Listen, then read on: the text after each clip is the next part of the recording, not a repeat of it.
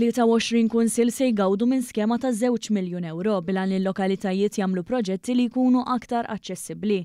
Dan tħabbar mis-Segretarju Parlamentari għall-Gvern Lokali, Alison Zerafa Cifelli, waqt konferenza tal-aħbarijiet bit-tema Pajjiż ta' Kwalità.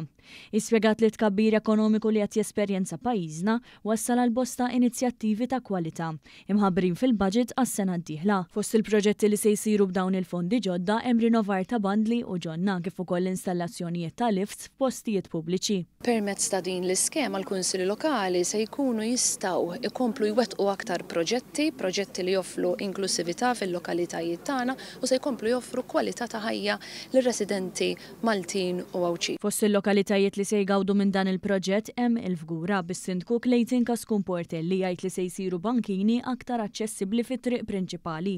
Dwar il-budget 2025 is-Segretarju Parlamentari ikkummentat hekk. Il-Kunsilli Lokali dejjem taw każ il-kwalità tal-ħajja tar-residenti tagħhom imma permezz ta' dan il-budget li propju qiegħed jiffoka fuq il-kwalità tar-residenti tagħna permezz ta' proġetti se nkunu qegħdin nagħtu attenzjoni u dettall lill-kwalità tal-ħajja anke fil-proġetti imwettqin mill-Kunsilli Lokali.